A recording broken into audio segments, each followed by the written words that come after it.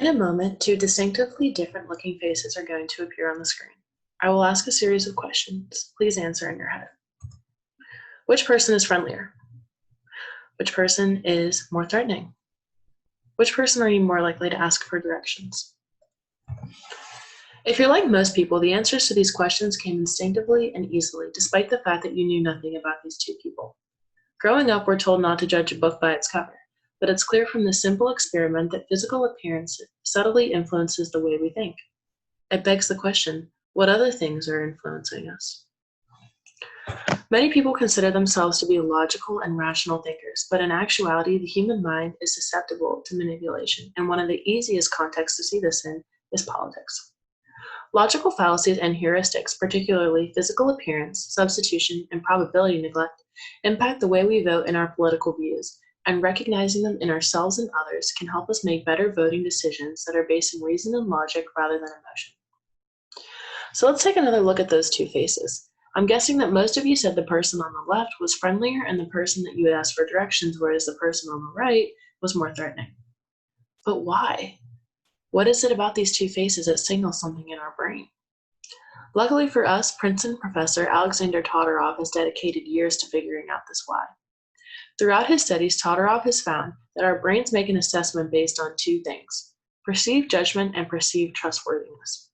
The shape of the face provides cues for assessing dominance. A strong, square chin would be an example, whereas someone's facial expression, such as a smile or a frown, indicates whether or not they are trustworthy in their intentions. What's interesting is that it only takes a fraction of a second for our brains to make this basic assessment, and children as young as 3 and 4 make these assessments too. Relating this to a politics, in another one of Todorov's studies, he showed his students pictures of political candidates and asked them to rate them on things like likability and competence, just based on the face. He didn't give any other information. When he compared the candidates with the highest ratings for competence and likability, 70% of the time they were also election winners. Political scientists were fascinated by this study and decided to repeat it on a larger scale with a broader public audience. And they repeated these results, implying that voting and election winners are influenced at least somewhat by how candidates look. Female politicians, however, can be put at a disadvantage by this phenomenon. In another one of Todorov's studies, he found that feminine-looking faces are perceived as less dominant and less competent than male ones. This graph nicely summarizes the data. So on the x-axis, we can see how masculine or feminine a face is, with 0 being the most masculine and 1 being the most feminine. On the y-axis is the perceived dominance and competence. So looking at this graph, we can see the more feminine a face is, the less dominant and competent it's perceived. Over here on the right, we have two faces that are considered very masculine and two faces that are considered very feminine for reference. Making a judgment on physical appearance isn't inherently problematic. It can even be helpful in certain situations. But when we let it influence our voting in place of facts and logic, it can be, especially whenever it causes gender discrimination.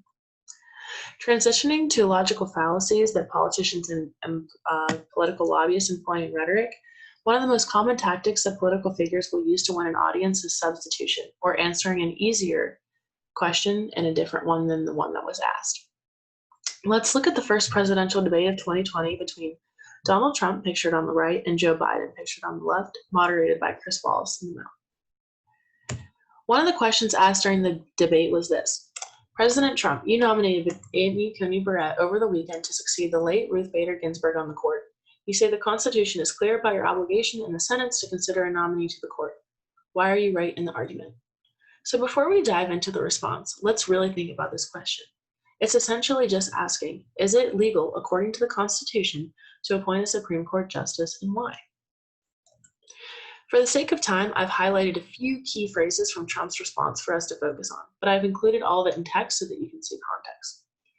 So in this first section, Trump is addressing the question, who's in control of the Senate and who's in control of the White House, rather than answering a question about legality of appointing a Supreme Court justice in regards to the Constitution. In fact, the Constitution isn't even mentioned.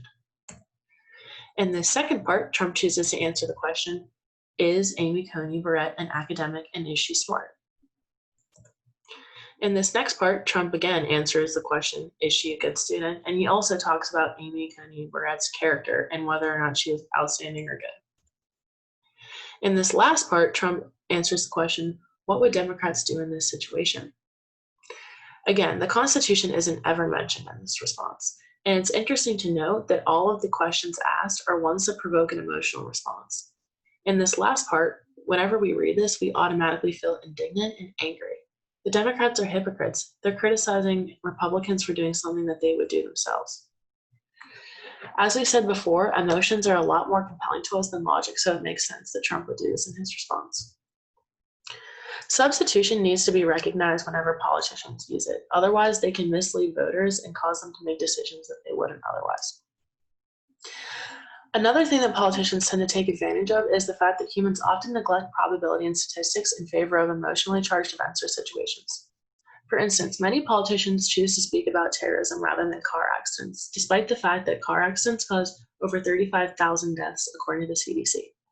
For context, the 9/11 attacks caused only 3,000. Since significantly, literally thousands more people die from car accidents than terrorism, it would make sense to put more focus on preventing car accidents than terrorism.